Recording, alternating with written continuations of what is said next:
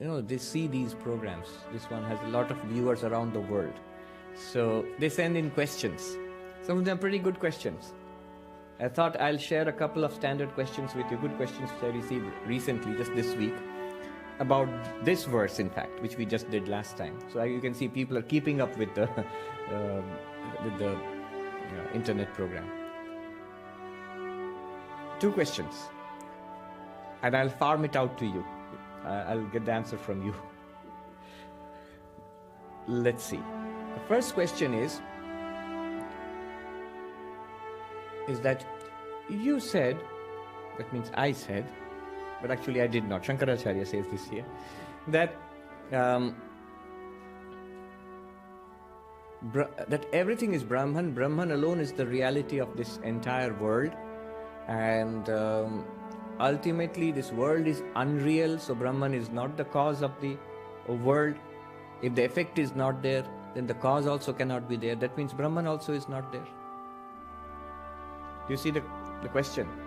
You said this world is an effect, the cause is Brahman, but you showed that the effect is an appearance, it's mithya, it's false, there's no real effect. So the cause is also, if the effect is false, there's no effect, then there's no cause also, so Brahman is also gone then. How would you answer that? We've already discussed this. Correct. The answer given is, Brahman is no longer a cause. You cannot call it a cause of the universe because the universe has no independent existence. It's not a thing which has been produced out of Brahman. Right? But Brahman, that does not mean Brahman disappears. Brahman remains, but you cannot call it a cause anymore. That's the answer. We have already discussed this. But it needs to be said. Once people start thinking about it, they start getting these questions. So, just as the example of the pot and the clay applies very well here. When you said the pot is an effect and its material cause is the clay, then next you say the pot is not really an effect. There's no such separate thing called a pot which was produced. So if there's no real effect, then the clay is not really a cause. That means the causality of the clay is lost, but the clay itself does not disappear. Otherwise the pot you would be holding would disappear into thin air. The clay is still there. In the same way, Brahman is no longer regarded as a cause because the world is an appearance, it's not a real effect. Hence, Brahman is not a real cause. But that does not mean Brahman is not real. Brahman remains as real, distinct from cause and effect. In Sanskrit, Karya Karana Vilakshana Brahma. Karya means effect, Karana means cause, Karya Karana Vilakshana Brahma.